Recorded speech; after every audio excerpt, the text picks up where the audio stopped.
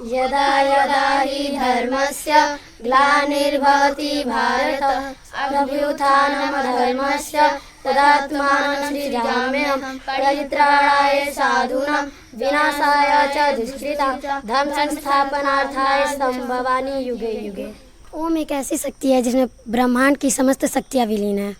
आप सभी का एक बार फिर से स्वागत है एक नई वीडियो में। जैसा कि आप सभी जानते हैं, हम आज तक हर रोज़ मिलते थे एक नए कलाकार से और आपको रूबरू कराते थे उसकी एक नई कला से। तो आज भी हम ऐसे ही कलाकारों के बीच आ चुके हैं जिन्हें धर्म के बारे में नॉलेज दिया जा रहा है। जैसा कि हम सभी जानते हैं अपने सनातन धर्म के बारे में, हमारा धर्म विलुप्त सा होता जा रहा है, हम अपने धर्म के ही बारे में नहीं जानते हैं। तो आज भी जैसा कि पुराने समय में गुरुकुल चला करते थे और हमें अपने धर्म के बारे में बताया जाता था, आज भी कुछ ऐसे टीचर हैं, कुछ ऐसे महापुरुष हैं हमारे देश में जो बच्चों को अपने धर्म के बारे में बता रहे हैं। तो आइए चलते हैं और जानते हैं उनसे उनके बारे में। तो आइए, ऐसे ही हम स्थान पे आज जुड़ चुके हैं और जानेंगे इन बच्चों से अपने धर्म के बारे में। तो बच्चे लोग, सबसे पहले आप अपना अपना नाम बताइए लो।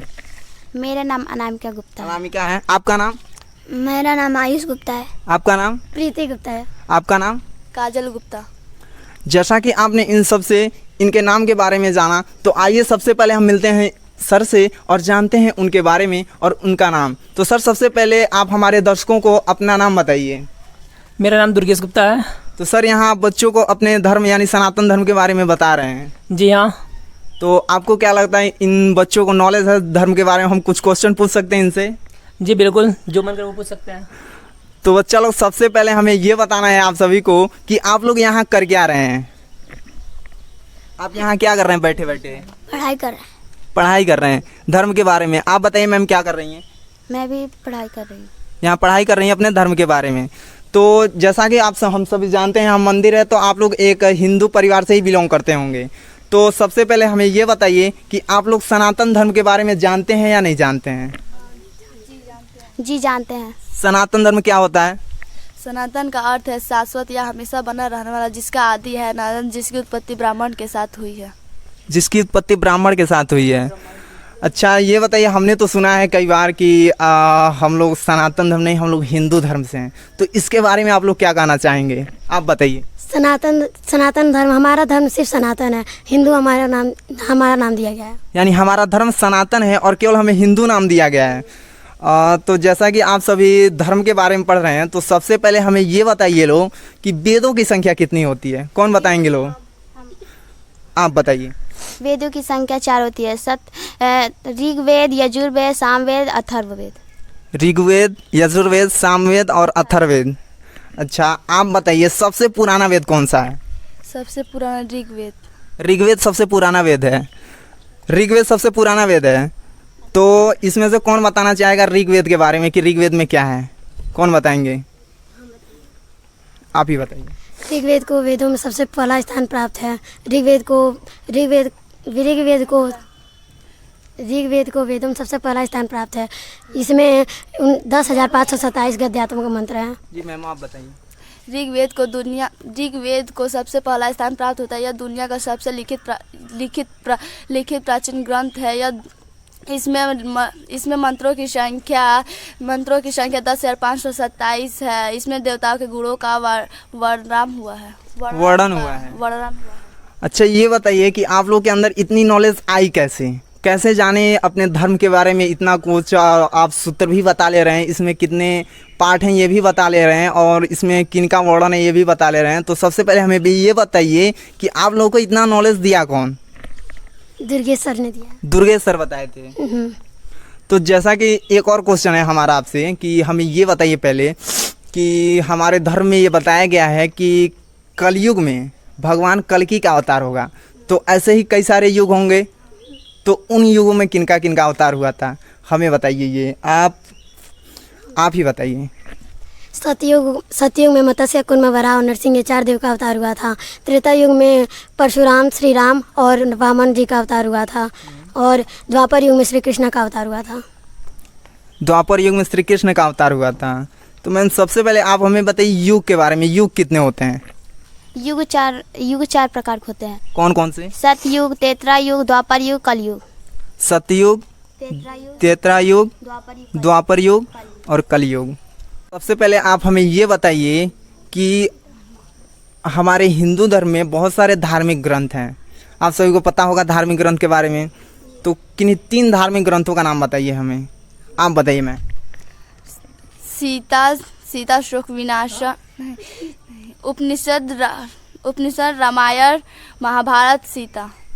उपनिषद, रामायण, महाभारत, गीता, ये हमारे हिंदू सनातन धर्म के धार्मिक ग्रंथ हैं। तो सबसे पहले हमें ये बताइए कि जब पुराने समय में गुरुकुल चला करते थे तो उस समय बहुत सारे विश्वविद्यालय थे हमारे धर्म के बारे में बताने के लिए, तो उनके बारे में आपको नॉलेज है? कौन से थे? नालंदा, तक्षशिला और विक्रमशिला। नालंदा, तक्षशिला और विक्रमशिला। सबसे पहले आप हमें एक विद्यालय नालंदा के बारे में बताइए। नालंदा का अध्ययन अभी हम करेंगे, लेकिन बस हम इतना जानते हैं कि किसी ने उसको जला दिया था। नालंदा को जला दिया था। तो जैसा कि हम यहाँ आए तो आपके मंदिर के सबसे ऊपरी हिस्से पे ओम का चिन्ह बना है। तो आप लोग ओम के बारे में आपके मतलब क्या राय है? ओम के बारे में आप लोग क्या जानते हैं? आप बताइए। पहले तो हमें गायत्री मंत्र सुनाइए, उसके बाद ओम के बारे में बताइए। गायत्री मंत्र सभी लोग सुनाइए। ओम सद्गुरुस्वः तत्सवितुर्वरेण्यं भर्गो देवस्य धीमहि धियो यो न प्रचोदयात्।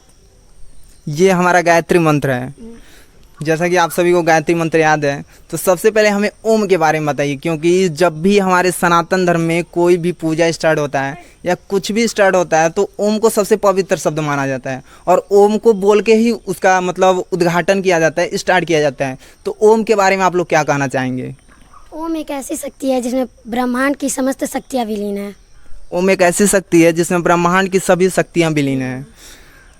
तो हमें ये बताइए कि जो भी पुराने समय थे, उस समय जब कृष्ण अवतार लिए थे तो उन्होंने कोई एक श्लोक बोला था। किनको याद है इनमें से? वो श्लोक कौन सा था? आपको याद है? सबको याद है। सभी लोग एक साथ बोलिए लो। यदा यदा हि धर्मस्य ग्लानिर्भवति भारत अभ्युत्थानमधर्मस्य तदात्मानं सृजाम्यहं परित्राणाय साधूनां विनाशाय च दुष्कृतां धर्म संस्थापनार्थाय संभवामि युगे युगे। ये था श्लोक वाला। आप लोगों को इसका अर्थ मालूम है? किसी को भी? क्या होगा इसका अर्थ? जब धरती पर अधर्म और पाप बढ़ा है, तब भगवान किसी न किसी रूप में अवतरित हुए हैं। भगवान किसी न किसी रूप में अवतरित हुए हैं जब भी इस धरती पे अधर्म बढ़ा है और धर्म की स्थापना किया है। तो सर, जैसा कि हमने इनके माध्यम से एक इंटरव्यू लिया और जाना इनसे धर्म के बारे में, तो हमें ये एहसास हो रहा है कि आपने बहुत सारी धर्म के बारे में इन्हें शिक्षा दे रखी है। तो आपका क्या राय है कि बच्चों को धर्म के बारे में बताना, अपने धर्म के बारे में प्रचार प्रसार करना, कैसा लगा आपको ये?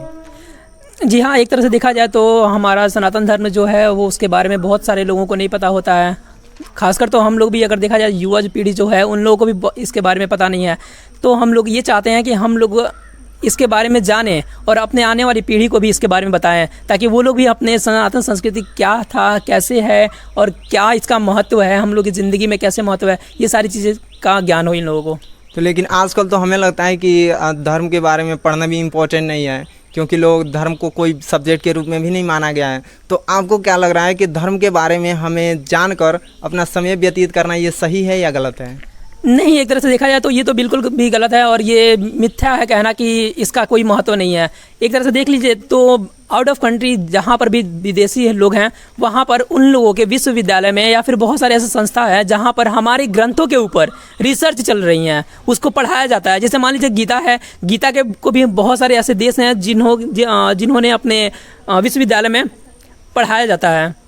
और यहाँ पे जो गीता में जो श्री कृष्ण जी ने अपना थ्योरी दिया हुआ है उस पर बहुत सारे लोग उसके अकॉर्डिंग बिजनेस मैनेजमेंट सीखते हैं। बिजनेस मैनेजमेंट जैसा बहुत लोग बोलते हैं कि बहुत सारे विद्वान भी बोलते हैं, दार्शनिक लोग भी बोलते हैं, साइंटिस्ट भी बोलते हैं कि जो पहले हमारे धर्म ग्रंथों में लिख दिया गया है उसी पे साइंटिस्ट रिसर्च करते हैं और उस रिसर्च के बदौलत अपने उस मुकाम को पाते हैं। तो आपको इसके बारे में क्या कहना है? ये भी तो बिल्कुल सही बात है, हमें भी लगता है सही बात है। क्योंकि मान लीजिए इससे पहले हमारे जो आचार्य हुआ करते थे जो महर्षि हुआ करते थे, उन लोगों, एक तरह से देखा जाए तो वहाँ पे हमारे बुजुर्गों को बहुत पहले पता लग चुका था कि किसी भी पानी को बर्फ़ कैसे जमाया जाता है। इसका मेथड भी हम लिख करके गए थे, लेकिन हम लोग सनातनी इस चीज़ को नहीं मानने और इसी चीज़ को विदेशी लोग इसी पे प्रैक्टिकल करके इसके बारे में पूरा रिसर्च करके वो बना लिए। आज और वो उसके आगे बाद हैं, से इसी की बदौलत वो लोग आगे हैं। हम लोगों की चीज़ें पे रिसर्च करके वो लोग अपना नाम पेटेंट करा चुके हैं, जिसके वजह से उन लोगों का नाम चलता है। तो आप इस युवा पीढ़ी को क्या संदेश देना चाहेंगे अपने माध्यम से?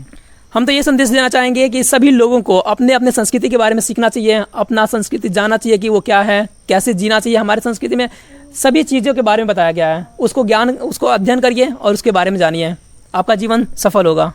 जैसा कि इनके माध्यम से आपने संदेश सुना कि आप अपने धर्म के बारे में, अपने सनातन धर्म के बारे में या आपका जो भी धर्म हो उसके बारे में जानिए और उस पर अमल कीजिए, तब भी आपका जीवन सार्थक हो सकता है। तो मैं भी यही सोचता हूँ कि हमें अपने धर्म के बारे में जानना चाहिए और अपने धर्म का अमल करना चाहिए और उनके गुणों को सीखना चाहिए, क्योंकि धर्म का अर्थ ही होता है धारण करना। यदि हम उन गुणों को, उन शिष्टाचार को नहीं सीखेंगे तो हम आगे इस दुनिया में नहीं बढ़ सकते हैं।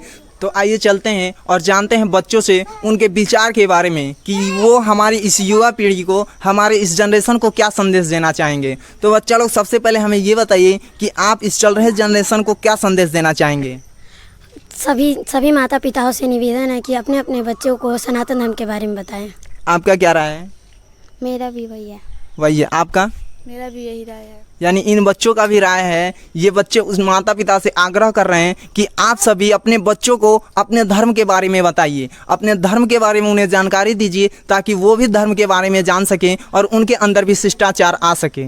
तो यहीं हमारी ये छोटी सी इंटरव्यू समाप्त होती है। So that's all, thanks.